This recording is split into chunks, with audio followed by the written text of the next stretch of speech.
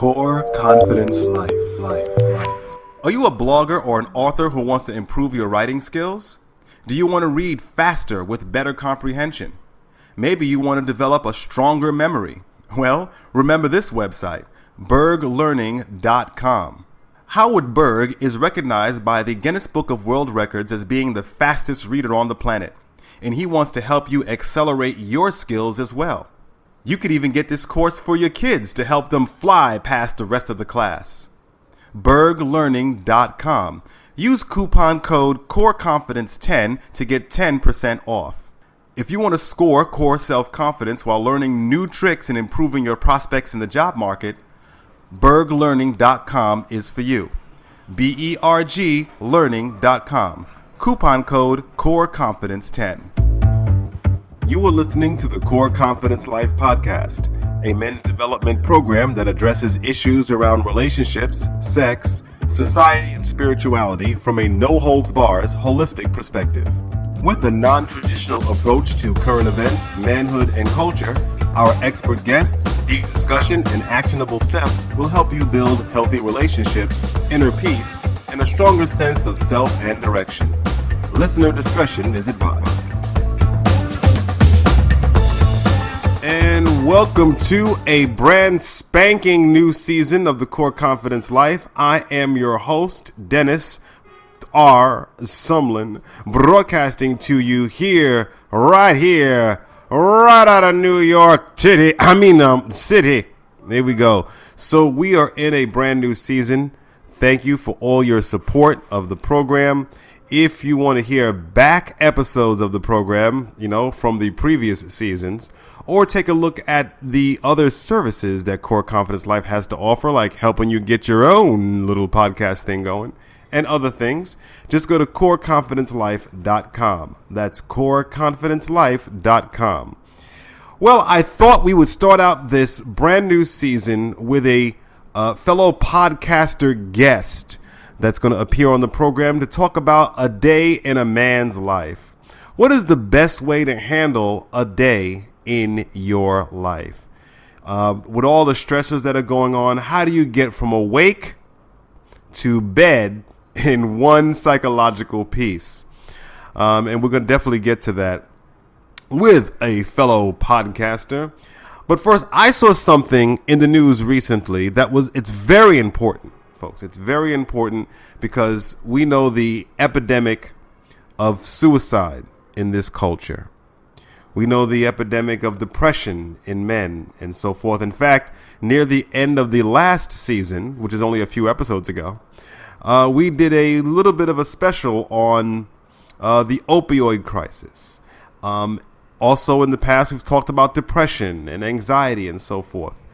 And so it's important to be able to have resources at your fingertips when you're feeling in distress. So now, passed by Congress and signed into law by President Donald Trump, this took place last year, the FCC now is going to move ahead with a 3-digit code for the suicide hotline. Now, the suicide prevention hotline is 1-800-273-8255. That's 1-800-273-TALK. But it's quite useful to have a shorter code for that. If you are suicidal, or if you want to reach out for help, that's an emergency. And so we have 911 to handle emergencies like fire and crime. We should also have a hotline to handle emergencies on the inside of us, like suicide and depression. And so thanks to the Congress and the President signing this bill from last year and the FCC okaying the move to go forward, the suicide 3-digit hotline will be 988. Now, I don't know exactly when this goes into effect, so stay tuned for that. When we know, you'll know. Or maybe you'll know before the next broadcast happens. Who knows? But 988 is going to be the new code for the suicide hotline. So if you are thinking of, if you're depressed, you're thinking about that, and you need intervention, quick. You just pick up the phone. If you're feeling that way, 2 o'clock, 3 o'clock in the middle of the morning, night, morning, AM, you'll be able to have that as a resource. But for now, it's 1-800-273-8255. And I wanted to mention that there before we get her started. We're going to be having a lot of things come up in this season. And like I said, I thought we'd kick this off with beginning of a man's day. So on the program, we have a guest. His name is Omar Hunter, and you can find him in his podcast, Thoughts by DeVille. That's right. And that's where he talks about current events and things that are hot in the culture. And he also has a segment on his podcast called Disciplines. That's where he shares some random disciplines that we as men can benefit from as we navigate this thing called life. And so I thought I'd invite him on the program to talk about one of those disciplines or several of those disciplines as it pertains to making it through our day. And so me and Omar, or as it is said correctly, Omar and I, discuss what the best practices that both of us find for starting our day, dealing with the ups and downs of the work environment, coming home and dealing with family, and then winding down at the end of our day. And so maybe you have a different way of navigating through your day. I'd certainly like to hear it. Give us feedback. But now we're going to turn to me and Omar talking about a day in a man's life. Waking up, working, and then coming home. How you doing, Omar? I'm doing great, man. How you doing over there? I'm doing wonderful. So you, like me, are a podcaster. Yeah. And you also have several things that you discuss on your podcast, as well as what you call the disciplines. Yeah. And so we're going to talk about a day in the life of your discipline format. But first, tell us a little bit about who you are and what your podcast is. Well, the podcast is Thoughts by DeVille D.I. That is my moniker, I guess you call it. DeVille D.I. is a childhood, not really a childhood, but a teenage name that I got for the fact that I used to drive Cadillacs. My first car was a Cadillac, second car, third car. So DeVille D.I. But you can call me Omar. It's no big deal. Basically, on my show, what I do is try to give an alternate perspective on a lot of popular topics. Like everything from, I touch a little bit into politics, pop culture, different tech things that might be going on, that just, whatever you may see across your feed on social media. And then I hit you with my disciplines. The disciplines is basically, I started off doing what I call my morning motivations, trying to help people get their day started. But at one point, I just was like, you know what? This is so cliche because everybody's doing motivation. I mean, and motivation is pretty easy to come by. You can watch any Disney movie and get motivated for a minute. But eventually, that motivation fades because the question that I kept getting asked was, how do you stay motivated? How do you stay motivated? And to me, the answer for that was discipline. Once you start to incorporate like a process, you have to have a format, a template of how you do things throughout the day, throughout the week, throughout the month. It depends on the person, how far ahead, you can establish this routine. But once you get into a routine, it just helps you accomplish your goals. If you look at everything from the military to even like a football team, a basketball team, wherever you go, there's like a standard of best practices of this is how we do things. And if everybody sticks to doing this, things will go right. We'll be successful in what we're trying to do if we do it this way, because it creates that familiarity.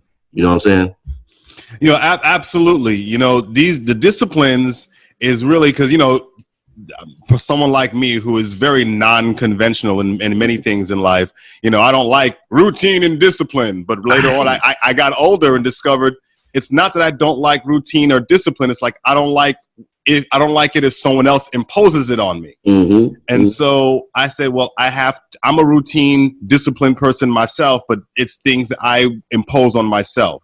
Yeah. And I think that if you have a routine that you follow for yourself, it can be a mixture of tools that you got from other areas, and you could just make them work for you.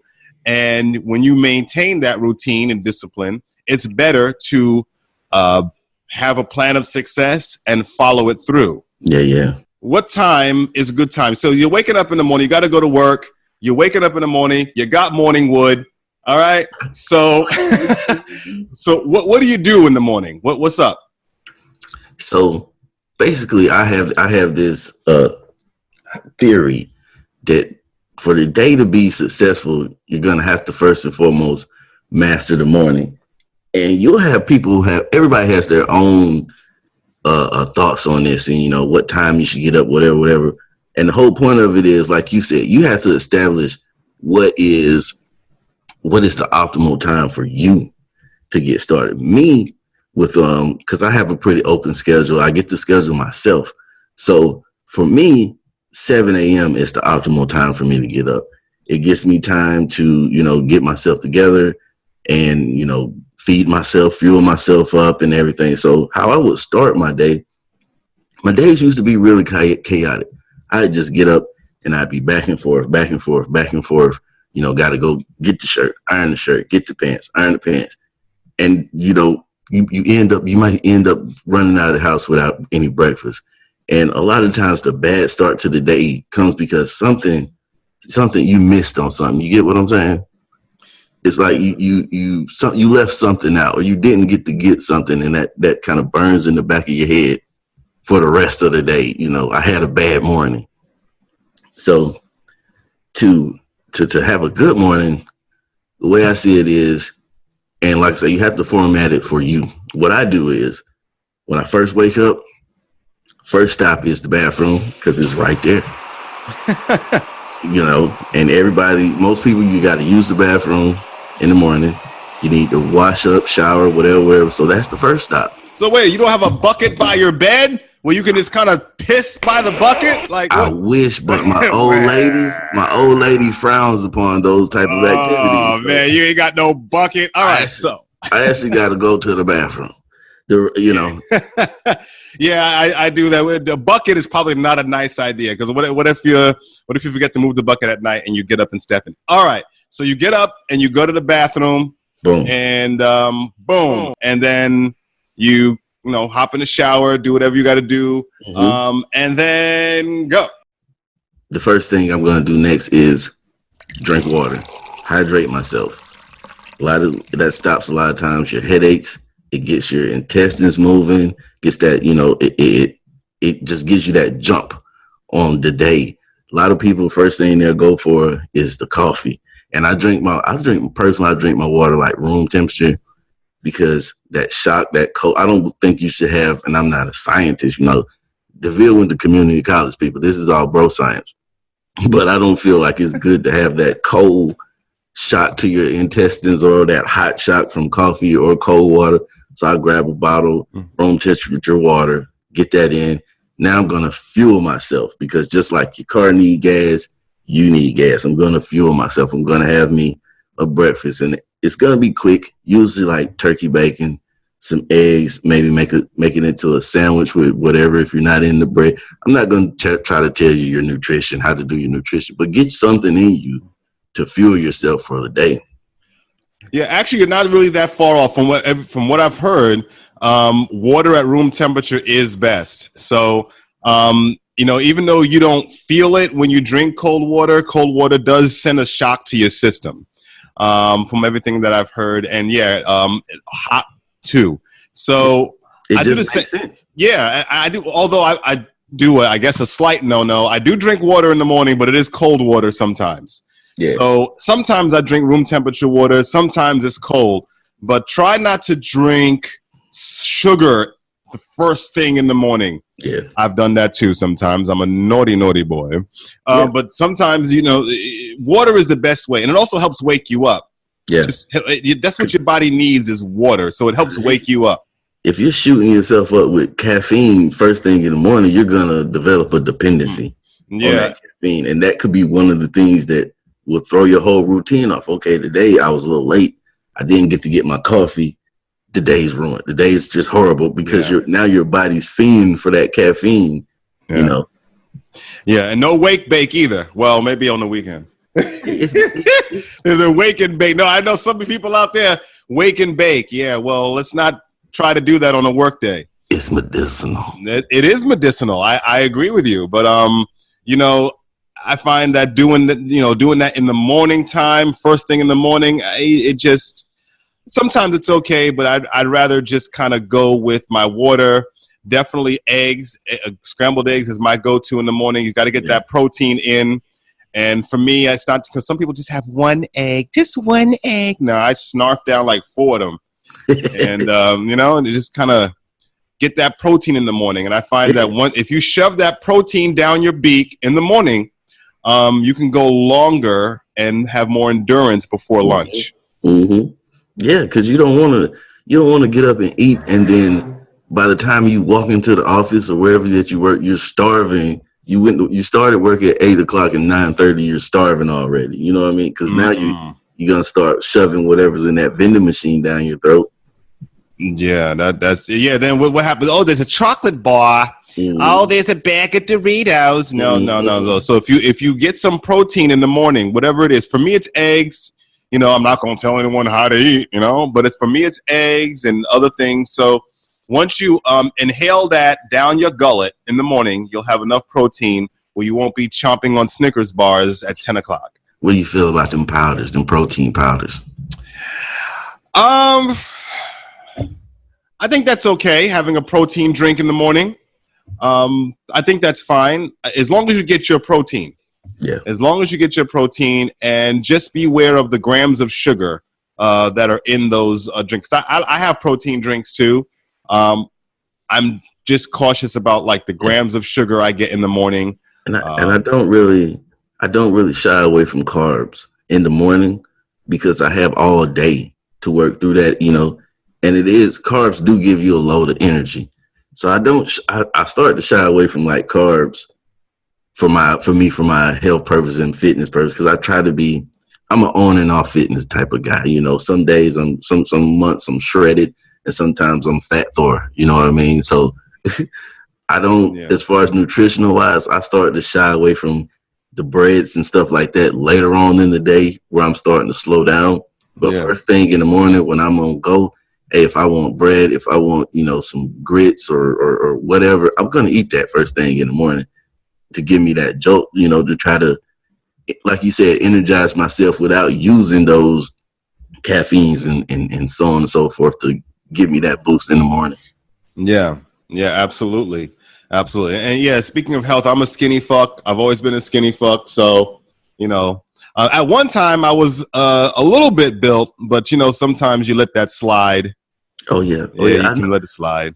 I look at pictures of me from like 2017 and it's like, what the hell happened? What the hell happened to you, DeVille? But honestly, I went through a little bout with depression. Yeah. Because I had my not to get on my sad story. You got violins over there? Oh, I can edit them in later. But my daughter actually, her mom got into pharmacy school. Now, the school's in California. Apparently, it's not easy to get in pharmacy school. So when you get accepted to one, because she's been trying to get in for like a year or two, couple years, apparently it's not easy. So once you get accepted, you go to where you're accepted.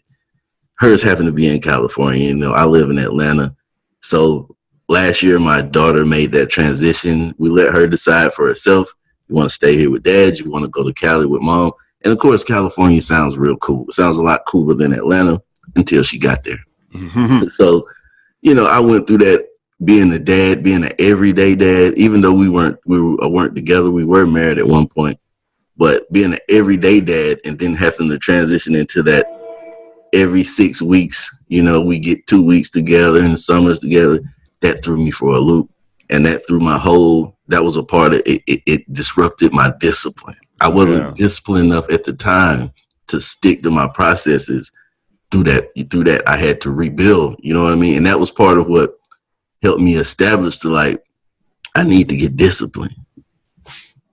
Yeah, absolutely. At least you have a better excuse than I do. I just got lazy. Going to the gym 3 times a week and lifting these weights. And I was really doing, I take off my shirt, get compliments. Woo, woo, woo. But I just got lazy. At least you have a legitimate reason. I'm just a lazy fuck. And see, that's the difference between motivation and discipline. You can lose motivation. You can lose discipline too. But I think personally, it's harder to go away from discipline than motivation. Like, if you know anybody who served, shout outs to everybody who serves for us. When they come home, there's a whole period of time where they're still doing the exact same routines they had in the military because, it's been burnt into their psyche. This is how you do things. This is where, if I get up at 6 a.m., I get up at 6 a.m. I do 100 push-ups. I do this, I do that, I do that. Get my hair cut on Wednesday at 4 p.m. And it works because it's like you have a template established and then you have little short blocks of empty space where you just kind of fill in the other stuff. Not only do I do the material things like, scarf down protein and drink water and all that stuff, but also I have a routine in the morning that aligns my spiritual self as well. Mm-hmm. Because we're not only human beings here in the material sense, but we also have a spiritual sense. And many people choose to pay attention to that. I do too. So there's some meditation that goes on here in the morning in my house. And maybe some journal writing every now and then. Those are just 2 of my routines to try to get me centered. I find that doing meditation, and I live alone, so I have quiet time and do meditation, and that tends to center me for the day and gives me more control over the variations of moods in the day. So I recommend, I ain't telling you, but I recommend that we do something that centers you, something that grounds you in the morning. And you don't have to live alone to do that. You can do that in the shower at that peaceful time. You can do that on the way to work, anytime. So find a way to center yourself, not censor yourself, but center yourself as a way of starting your day. So with the house, after that, after you fueled yourself, then it's basically you get your grooming in and boom, I do my meditation or my calming in the car on the way to work. Mm-hmm. When I feel I need it, I'll ride because usually I have a district position. So I have 7 different locations that I work at. All are, I have one that's probably like 10 minutes away, but for the most part, I have like 15 to 20 minutes commute to one of these locations. And when I feel that I need that quiet time, I turn the radio off and I just ride with my own thoughts because we spend so much time inputting data, whether it be on social media, TV, radio, the music we listen to, and the brain is only designed to handle so much of outside influences, you know what I mean? And we're in this day and age, we're kind of overloading the brain with other people's thoughts, and the brain is not really equipped or not really designed to process that way. You know what I'm saying? So that'll be my time that I'll get my own ideas, start developing my own ideas and sorting through things that may have be on my mind or whatnot. Once I get to work, I'm not responding to any emails. Let's say if I start at 8 a.m., I'm not responding to any emails till like 9:30, 10 o'clock. I'm only sending out emails. When I hit work, I'm on offense because, responding, I look at it like offense and defense. Responding to the emails, it's the defense because majority of times when people are contacting me, it's because something went wrong or they're disputing, because I do a lot of audits in my field. So a lot of times is I came into your location and I said XYZ was what was wrong with your location. So that next morning, a lot of times there is people who are trying to defend themselves in my inbox. I'm not responding to any of that first thing when I get there because I don't want that. It can create like a negative aura or a negative energy because everybody doesn't have good email etiquette.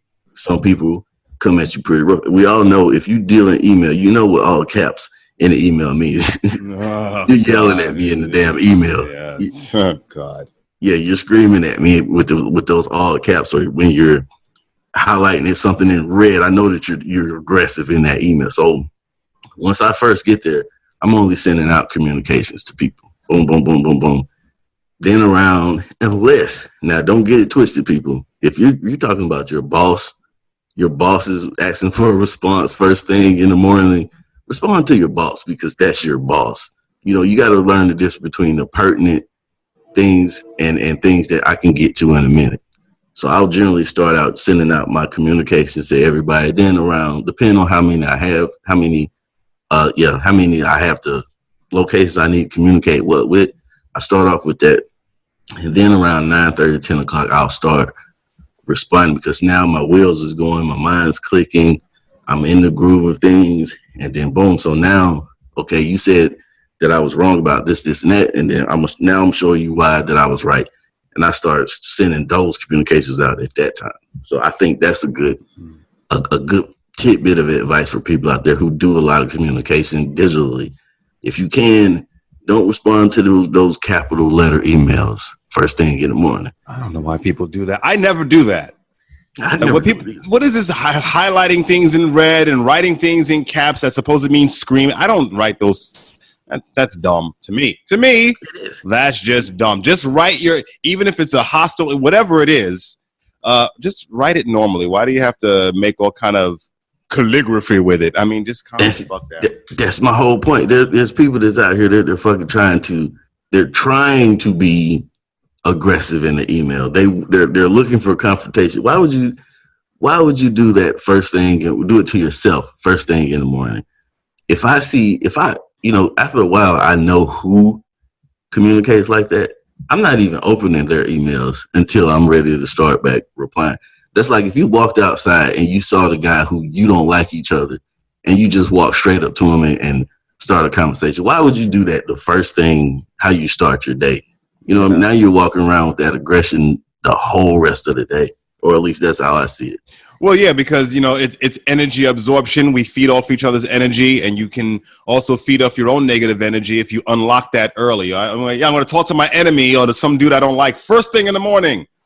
Yeah, that's not very productive. And also, I would think if you get to your desk and there's a lot of difficult work that you don't want to do, I really don't want to do this, but it has to be done. You do it in the morning. Yeah. You start off with all of the things that can be done that would normally aggravate you, make you feel like it's a chore, that will piss you off because you have energy in the morning, you're centered in the morning, you done suck down the eggs down your gullet in the morning, and you are you have a higher resistance to all those chore-like things. So you get those out of the way in the morning, and so when the afternoon comes and you're waning, you don't have all the hard stuff is already done. Yeah, because in that afternoon, it's not going to get done in the afternoon. At least for me, it isn't. The harder things, because at that afternoon time, now I'm starting to wind down. I'm back on my offense again, and now I'm sending out the communications that I'm going to get the nasty responses to. I intentionally send those out the last thing before I leave the office in the daytime, because I don't want to deal with that 3-4 times during the day. So, after I've done all my checks, I send that out like right before I leave. But you definitely jump on that hardest stuff first. And it don't necessarily mean that you just run through it and complete all of your hardest tasks in the beginning of the day, because that can drain you too and take you away from some of the easier tasks and the things that are going to pop up at you through the day. But you definitely want to start working on chopping down those trees early in the morning, first thing in the morning. Yeah. And I would say, there's certain times of day, and because there's some people who may be listening that are entrepreneurs, such as me. So sometimes, your body doesn't necessarily work in a 9 to 5 format, especially if you're an entrepreneur and so forth, and you're used to setting your own hours. So what I would say is pay attention to your most active time of day. So if you know that you're more alert and active, usually from 10 to 1, then that's the time that you do the stuff that seems to be the hardest. If you know that you're a better afternoon person, then you adjust it accordingly. So these things are just, regular format. But if you know that, hey, I'm not a morning person, but I still got to get up, but I work my best in the afternoon, then it's the afternoon that you do it. If you know that you work your best at 12 noon, then if you can, do it then. So it's all about making sure you do some of these harder, tougher things when you're at your most optimal. Yeah, because a lot of times when we're writing out the schedule, I'll schedule myself like 10 to 6, 10 a.m., 6 p.m. And everybody's like, why not just come in at 7 or 8 o'clock and get the day over with? Because I'm not ready to work at 7 o'clock in the morning. I'm not ready to work at 6 o'clock in the morning. That's why I say the optimal time for me is that space between, to start my day, it's that space between like 8 o'clock and 10 o'clock. That's when I'm really like fully functioning. I'm like an old Chevy. You gotta let me warm up a little bit before I'm ready to go. I like getting up at 5:36. I know some people don't like that. It's too early for them, but I like 5:30 to 6. When you start hitting 7, it's like, that's all right. But anything after 7 for me is like, that's not going to work and give me enough time. So we're at work. We know our optimal time during the day. Well, you're going to have interactions with people. It's unavoidable for most people at work. Even if you don't consider yourself in a customer service field, you are in a customer service field, regardless. It doesn't matter. Whoever is in your face asking you questions at that moment, that's your customer, that's your clientele, because there's a reason they're coming to you for that, whatever information they're seeking. Does that make sense? Yep. So you have to learn to be disciplined in your interactions. Things like what we just talked about, sending capital letter emails. Why would you do that shit? Why would you? It's like you are intentionally at that point causing conflict for no reason. Or there may be a reason in your head, but it's not the time or the place. The work is generally not the time and place to be starting conflict unless you're a freaking MMA fighter or some shit like that. I don't even know why. It never occurred to me, even if I have something not so nice to say, you put it in a diplomatic way. Yeah. You don't leave your caps on and highlight everything in red and, why don't you highlight it in pink and calm down? Like, for example, there's some couple people in particular that I run into them on a weekly basis, and they're loud talkers. I don't know if they think it makes them look smarter because they talk loud, or if they feel like it's intimidating to people when they talk loud. And my initial instinct was, to get defensive or verbally combative, because for those of y'all that don't know, DeVille DI is I used to be a rattlesnake. I ain't always been like this. Don't let the button-up polos and slacks fool you. So it's like, it was almost insulting to me that this guy who, came from like a privileged background, never been in any type of real altercations or situations, would sit here and yell at me as if I won't punch him in the face. You know what I mean? Mm-hmm. But that's when you had to draw back and say, hey, this is a whole nother court right here. This is work. This is, how I feed myself. This is not the time to be DeVille DI. It's time to be Omar. So, you know what I mean? When I get hit with that conflict, that's the best time to just sit back and maintain yourself, maintain your calmness, and you throw your shots back with nothing but information, with facts, with the details, because this person is already in an emotional state. once you run into that person with that emotional state, you have to return with the strategy. Mm-hmm. Now, majority of the time, the person who they always catch the person who hits back. You know, like they always say, the person who retaliates usually catches the brunt end of the sword. You know, no, everybody, because a lot of times people will miss what incited your reaction, and they just see your reaction, and all of a sudden, this guy's freaking nuts. Let's send him down to HR. He doesn't know how to act.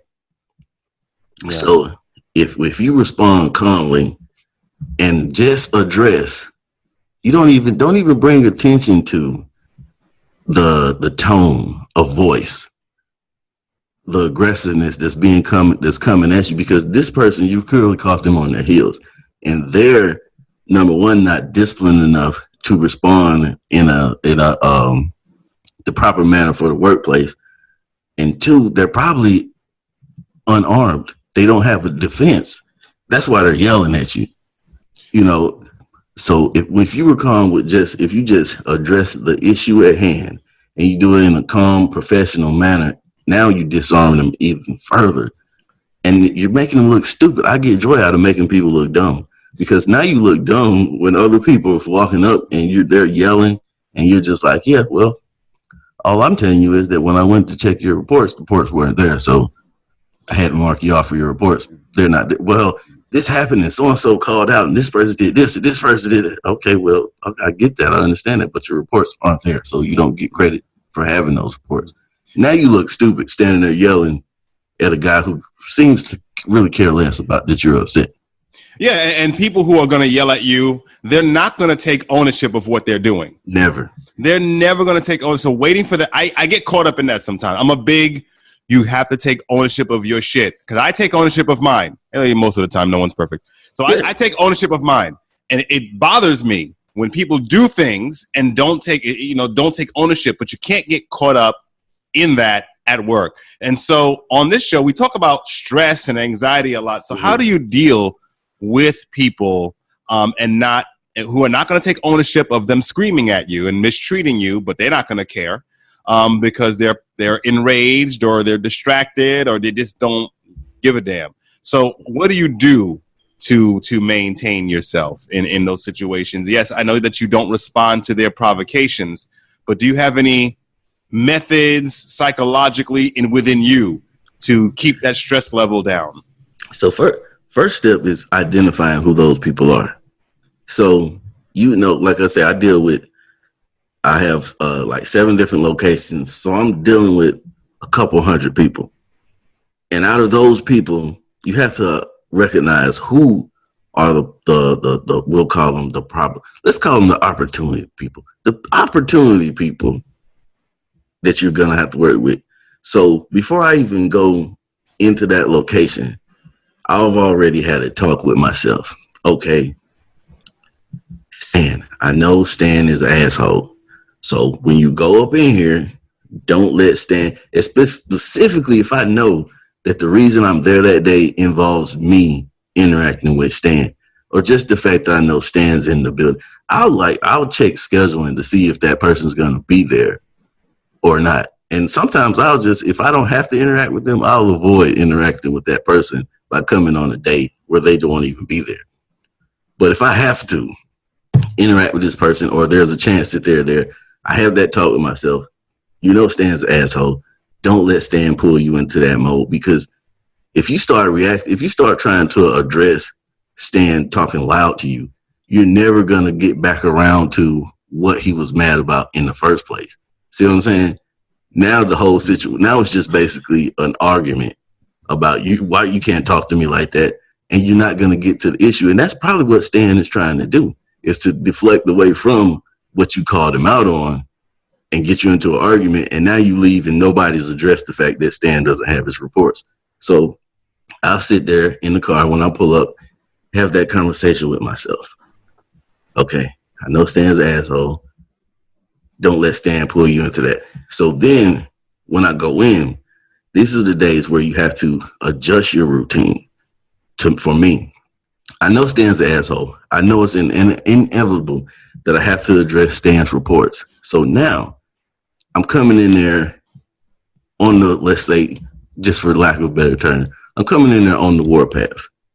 Now I'm coming in and I'm going to find Stan immediately and get it out of the way because I've already talked to myself. I've calmed myself. I know Stan's in there. I know the whole reason I'm here today is to talk to Stan. I'm going to go ahead and get it over it. A lot of times when you go seeking that person out and you catch them unprepared for this discussion, you'll get a different reaction. If you let Stan know you're in the building and he knows you just sent out emails telling the whole district division that he didn't have his reports ready, now he's coming looking for you. He's seen you. He's got his game plan together. He's coming looking for you. If you catch Stan in the office while he's trying to go through his routine, and get himself prepared for the day, and you just walk in and say, "Hey, Stan, we need to talk about these reports." Now you've caught him off guard. A lot of times it's kind of like an ambush. It'll catch them on their heels, and now it's like, oh, okay, because they didn't have time to prepare a point of attack for you. See what I'm saying? I think that's a good idea that, just when you go into situations that may be stressful, just say, all right, this guy's going to be an ass. Or when I leave here, I'm going to have to put up with a bunch of idiots on the train. Or, when I go down the block, somebody's going to say something dumb to me. And just prepare yourself for that. Because sometimes I don't do that. So much, I own my mistakes. I own my shit.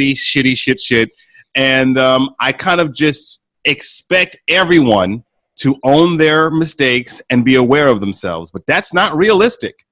Yeah. A lot of people aren't aware of what they're doing. They're not aware of their own crap, and they're not going to take ownership of it. So I think that's a great idea to talk to yourself before that. And the last thing that you want is to be, if you work in an office environment, you're sitting down at your computer, and like I said, you're on your offense, you're sending out your emails, boom, boom, boom. And then Stan runs up on you screaming because Stan saw you come in and he knows you're there to talk to him. So now he's ambushing you while you're still trying to get yourself in that lum reggae whole state. And then boom, you just interrupted, blindsided with Stan standing over you, barking at you about why'd you do this, send out that yesterday. Go find him first.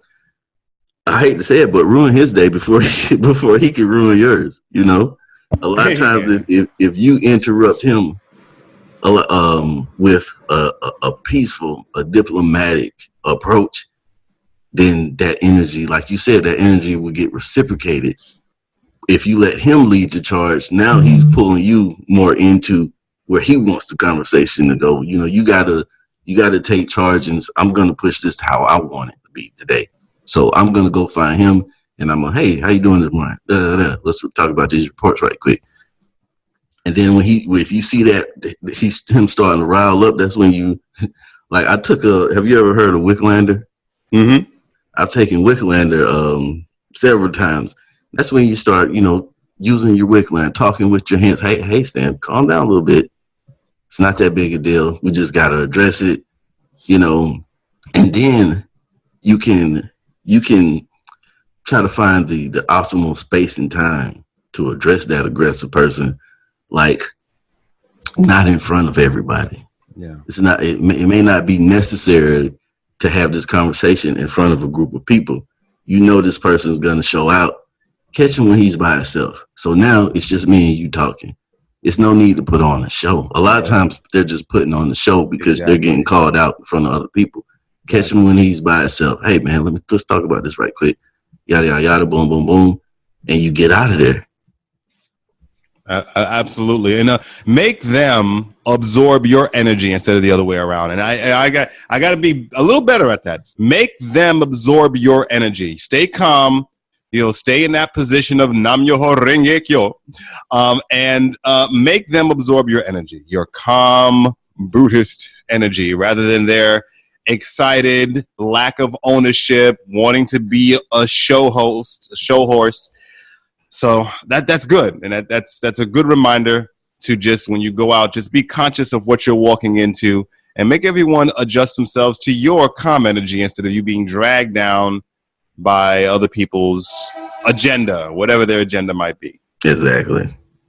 All right, so we make it through the day of work. We don't fall into Stan's provocations, regardless on whether he takes ownership or not, is immaterial. So we make it through the day finally, Lord. and so now what? We've finished work. Now what? For me personally, it's decompression time. I'm headed to the gym. A lot of people who want to, get healthier, want to work out. The problem is, I've noticed they'll go home before they go to the gym. And once you hit the house, all your snacks and cookies and shit is there. Your comfortable robe, your house shoes. Now I don't want to leave. No, I'll do that tomorrow. I leave work, I go straight to the gym. I have my clothes in my bag in my car. I go straight to the gym. So now, all of that aggression that I had to pin up to be quote unquote professional all day, I'm gonna bang that out on the weights. I'm gonna take that out on a heavy deadlift, a heavy bench press. I'm gonna get and then it's now I'm using that negativity to be beneficial for me. Now I'm in a space where it's okay for me to be aggressive. It's okay for me to get in here and use all of my strength, hit a punching bag or whatever it is that gets you off in the gym. You build up all that energy, and now you use that in the gym. So I'm gonna spend probably an hour 30, maybe 2 hours on a good day where I don't have anything else to do in the gym. Get that feeling out before I go home, because once you go home, if you don't live alone, now you got to put on that dad hat. You got to put on that husband hat or whatever, you know what I mean? And there's a whole nother, there's a whole nother dynamic. Yeah. Yeah. And that's a good point you bring up. Once you go home, then you're home. Mm-hmm. That I definitely agree that once you finish working all day and you hit the home, you're home. You're not going to want to go back out to the gym. So it's good to go straight from work there, at least, in your case, because then you're still in that mode of being out. You haven't hit home yet. So you haven't yet gone, whew, I'm glad I'm in the house now. So you just keep that momentum of being out going until you get through the gym, and then you can go home and go, whoo. And then when I get home, like I live in a family environment, it's not even time to say whoo yet. Well, yeah, for me it is. For you, it's not. So the majority probably is more along where you are. So go ahead. What do you do? So now I've gotten that aggression out of me. I'm reset. I'm ready for whatever new set of challenges I'm gonna get once I walk into this door. So I pull up to the house. Same conversation if necessary. Let's say kids not performing right in school. The wife is mad you didn't take the trash out, or did you left the iron plugged in, the in-laws, whatever it is that you got to deal with when you walk up in there. Have that conversation with yourself before you walk in there. Look, I know I didn't take the trash out this morning. It probably funked up the whole house. She's going to be pissed. Be ready to deal with that. Then come in, boom. And same thing, go ahead and address it right away. Soon as you see wifey, hey, look, my bad on the trash. I forgot this morning. Yeah. And get it on out the way. Yeah. A lot of people come in and you try to avoid it. You come in, you go straight to jump in the shower. Then you come out of the shower, go into your personal space room, and you're trying to avoid it. And then a lot of times at the end of the night, now she wants to talk about it when you're trying to say, whew, you've gotten that peace. And now I'm trying to lay it down and no, we got to talk about this because we haven't addressed it yet. Go ahead and get that out of the way. Go ahead and tell little Timmy if he don't get his shit together, you're going to kick him in the ass. Go ahead and get that out of the way as soon as you hit the door. So now we have time to reset again before our dinner, before we sit down and watch whatever programming or whatever you do to decompress at home. Don't mess up those family moments with the drama when you can get the drama out of the way as soon as you walk in the door. Let's go ahead and get this out the way, and now we can all get ourselves back together and hopefully enjoy the rest of the evening. Because you think about it, you spend so much time away from your family. at work, at the gym, whatever, you don't want to mess up those 2 to 3 hours that you have at the end of the day. You know what I mean? To actually hang out with your family with that tension in the air, you know? That's very true. I think that's a great. Go inside and say, even if it's you didn't make a mistake necessarily, like the garbage or the iron. I'm thinking, go in there. Okay, is there anything else that needs to be taken care of? Mm-hmm. Is there anything else? Hi, honey. Is there anything else you need me to do while I'm up? Just got in. Yeah. So if the trash doesn't need to be taken out, even if there's no mistakes embedded in that, if the trash needed to be taken out, take it out. If maybe she needs help cooking, or the kids need help with the homework, or what needs to be taken care of here. I just got home. It's 3, 4, maybe 5, or whatever. What needs to be done? Get all this out the way so then we can have dinner and chill and relax and get all that stress, all the work, all the day's activities out the way so we can go as a family and enjoy ourselves for the evening. Because if you've already had a successful, productive, limited amount of stress through your workday, it's going to make it easier to make that transition into the house. So it's the same approach. A lot of people, because once you get that stress at work, then you walk in the house and I'm not dealing with that right now. Leave me alone. And you just came in and ruined the day for everybody because you're bringing work home with you, because you weren't able to cuss Stan out today. So now you're coming home and you end up cussing your wife out over because she left a fork in the sink. What the hell is wrong with you leaving forks in the sink and shit? You weren't even mad at her. You're mad at Stan, but you weren't able to say anything to Stan, and now you're misplacing that negativity onto them. Yeah, don't bring your anger home to your family because it's misplaced. You could cause more ruckus than necessary. I definitely bringing work anger home with you. No. I'll go up in the gym and set up a heavy deadlift and pick that joint up and just drop it, pow, on the floor and piss off the gym staff. I could care less about the gym staff, but I definitely don't want to bring that home to my woman and children. So I'll just piss them off. Mister, can you not do that? Screw you, dude. This deadlift area, that's what happens over here. Get out of my face. Mm-hmm. And then they understand because you're not the only one that comes there to get that shit off your chest, And I'm not saying going there and be wild and breaking mirrors and shit, but whatever you can do to get that aggression out. Some people, and they're weird to me, the people that like to run their stress away. The last thing I want to do is run, period.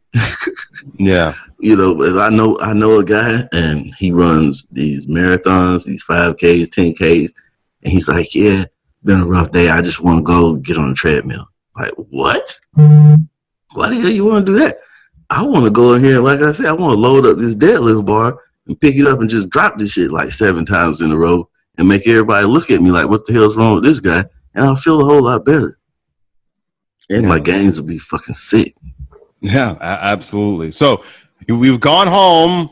We've addressed all the things that we have to address. I take the garbage out, and I have to, wash the dishes in the sink and help the kids with the homework. And so now we get to go and spend time with our family in a good zone. Yeah. So what do we, what's good here? So now our day is winding down. Are there any kind of wind down nightly disciplines, best practices you use to kind of seal off the day in a happy way? Well, I try to put my phone on the charger. And why I say that is I have a gaming area in my house. It's off to the side, away from the living room, but it's connected to the living room, but it's away from the living room. So I go and I plug my phone up in there. So now I'm going back into the living room or the kitchen where everybody's at. My phone's in there. I'm separating myself from my phone. So any distractions work related, whether that be my career or whether it be my podcast, it doesn't exist right now because my phone's all the way over there. And, I can't even, and I usually keep my ringer on vibrate just because it's a less distraction while I'm moving through work to, I can feel it, but if I'm having a conversation, I don't want the ringer to start going off during the conversation, because now I really want to look at my phone because it's making a noise, or I have to take it out of the clips to turn the noise off. So I just keep the noise off in the first place. I plug it up over there and I go into the living room. I talk to everybody. I make sure I kind of do a survey to see, does anybody want dad's attention right now? And most of the time, my stepdaughter's a teenager. My daughter is 11, so she's preteen. She's more into, she's like a cat right now, is what I call it. You know how you ever had a pet cat? When I was a wee little boy. Pet cat could give a shit about you, but they love you at the same time. I love the cats are my favorite animals. They're very independent. They leave you the hell alone, but at the same time, they're cute, they're affectionate, they're playful, but they still know when to leave you the hell alone. Yeah, that's my daughter at 11 years old. She wants to be in the room when like I say, she lives in California, but like every 6 weeks they get a break out there. When she gets a break, we fly her in. Summer, she's here. So when she's around, she just wants to be in the room with me. Doesn't matter what we're doing. She just wants to be in the room. So I make sure I make myself available, because that man cave rule that we have, there was like, if I'm in the man cave, you leave me alone. Yeah, exactly. So I'll make sure I'm in the living room, letting it be known that, hey, I'm accessible right now. Anybody wants that, I'm in the living room, come in here, have a conversation, watch TV. And half the time the girls just come in, and my daughter have her tablet, headphones on, cell phone in her hand, and she'll just come in and she'll sit down. Stepdaughter, same thing. Everybody will they'll be sitting there with their devices and just sporadically spewing stuff at me. And I'm just sitting there, just that availability means a lot to people. Yeah. Because like I said, we established that rule of, once I go over into my gaming area, that's my me time. I'm in the living room. Everybody knows that means, hey, I'm here for you guys. And just that is comforting to them. It's part of the routine. That's comforting to them to know, okay, he's here for us. If I want to talk to him, he's right there. And they'll come out of their rooms and they'll come sit in the living room. And we might not say anything to each other. It's just that fact that symbolism of, we're here for each other right now. This is our time. And then they take their asses to bed. Yeah. All right. Well, yeah. Bedtime. Do you have any routines, any wind down things for your bed? Now it's bedtime. The kids are in bed. It's at 10 o'clock at night. You got to go to bed. So what are we doing here? Me, I'm a night owl. Everybody here, my old lady, she's in the bed by like 9, because she's out of the house by 5:30 every morning. She's an assistant director at daycare. So she's gone. By 9 o'clock, she's out. So the last one, the oldest, she's in bed by 10:30. Now it's my time.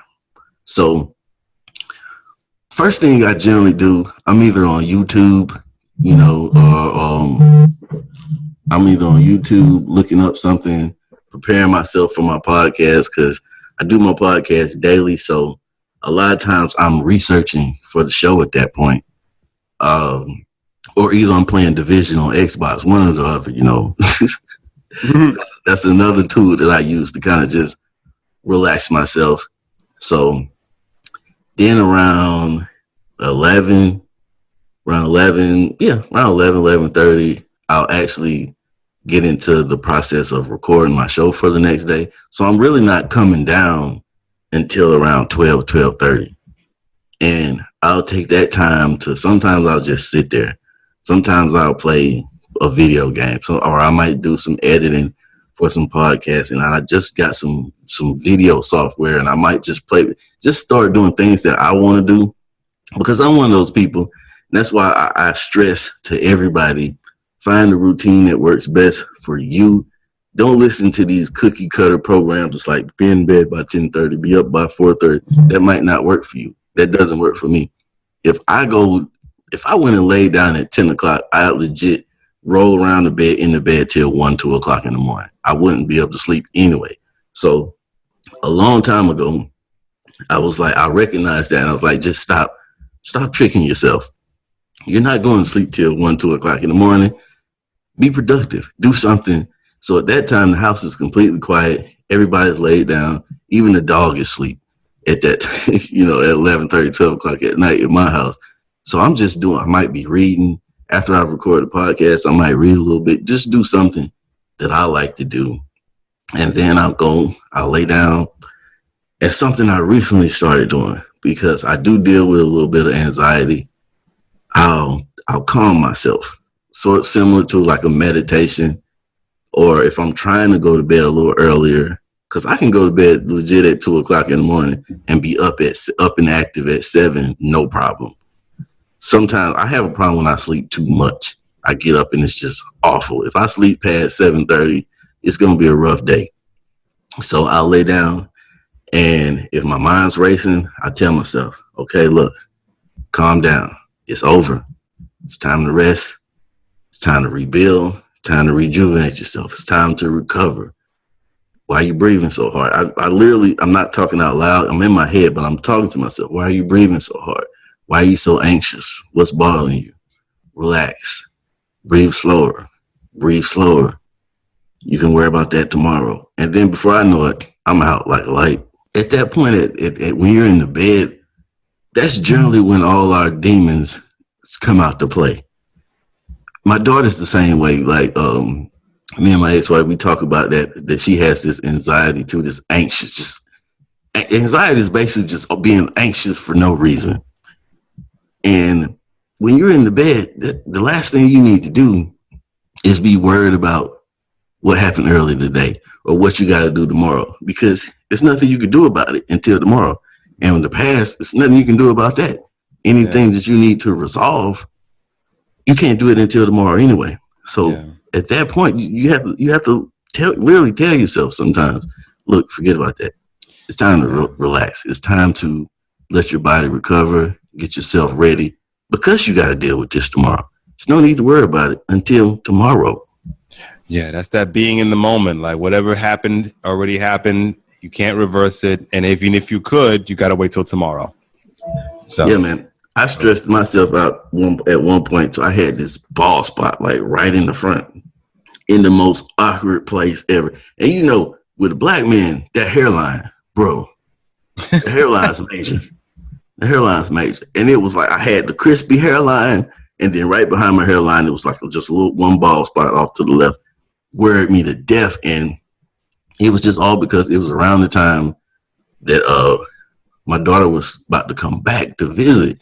And I get real anxious about that. And everybody be like, why are you so anxious about her coming back? You know, you think that would happen when she was leaving. But that's how anxiety works. You worry about things that you really shouldn't be worried about. She's coming back. You bought the ticket. Everything's good. Why are you stressing about that? And that was something I had to get control of, and to just to be healthy. It messes with your digestive tract, messes with everything. You know, when you can't relax, you're just in a constant state of tension.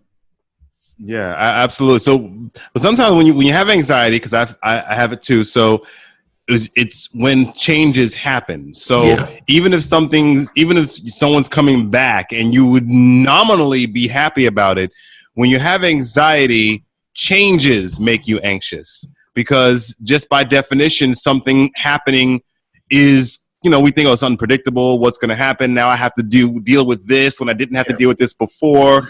And overall, what may be happening could be positive. My daughter's coming back. My wife's coming home. I get to go here.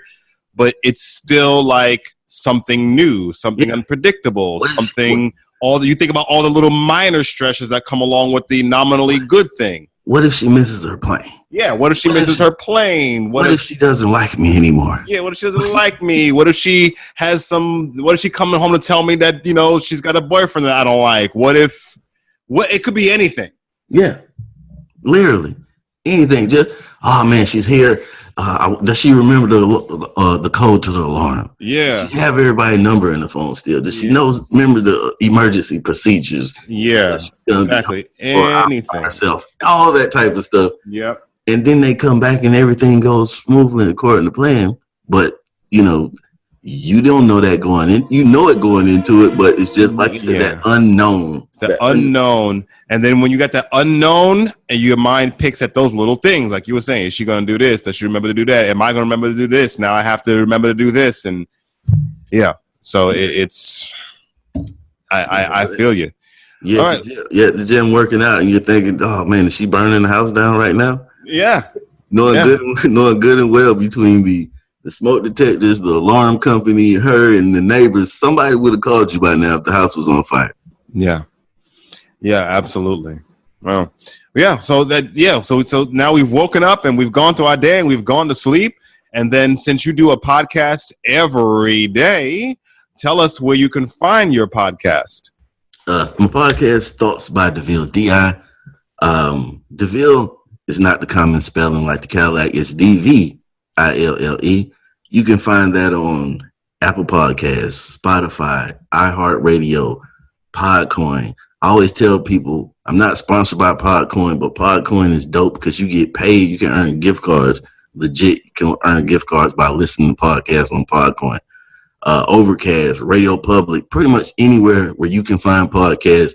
Thoughts by DeVille DI is there. And I have a Facebook page, Thoughts by DeVille DI, where I load my links to the latest episodes daily. So if you don't want to go through the whole search engine of going through Spotify and trying to locate it, just jump on Facebook, type in Thoughts by DeVille DI, boom. Every episode for that week and every previous week is right there at your disposal. You just click that link. I like the way you do that right there. Over her. Over her. Well, very good. Definitely. And you can hear all these daily disciplines on your daily show there as well. I'm sure you have more effective tips for that. Well, thanks for taking us through a day in the life of a man. And it's good because I'm a single dude, so it's good that we got you on the program to talk about family life, and then me where I can go a little bit earlier. Yeah. But it really isn't all that different because even when you're living by yourself, there's still little things that could stress you out, like bills and maintenance and just other little quirks that go on. And then, of course, you're going to have a life. You're going to have friends over. You're going to have a little, your little partner if you have a partner or whatever that you may or may not live with. So there's always going to be ways to stress yourself out. So you just have to kind of, living alone can sometimes be more stressful than living with people. Because I was living by myself for like 7 years after my divorce. And it's like you said, you got so many random things and everything falls on you. If you come, you could come home and leave your drawers on the couch today, but eventually you're going to have to pick those drawers up. Nobody else is going to pick those drawers up or clean those dishes or wash the laundry. And now you got little shorty supposed to pull up tomorrow and your house is in shambles because you just let the shit fall apart. Yeah. Everything falls on your shoulders and there's no backup. You are the backup. You are the front up and the middle up and the back up. Yeah, your star player and everybody else on the team. Thank you, Omar, for appearing on the program. No problem. Always come back again. And what's your routine like? What do you do when you get up? How do you manage the workday? And how do you kick back and relax once the day is over? That's right, feel free to give us feedback. CoreConfidenceLife.com. You can get in touch with me at Dennis at CoreConfidenceLife.com. If you want to be a guest on the program to tell your story or to share everyone your area of expertise in men's personal development, visit CoreConfidenceLife.com/guest. That's CoreConfidenceLife.com/guest. That's right. That's what you do to hang out here. Me and you. So until next time, enjoy the brand new season. And there's a reason for the season. We just have to figure out what that is without too much sneezing. Okay, now that was corny.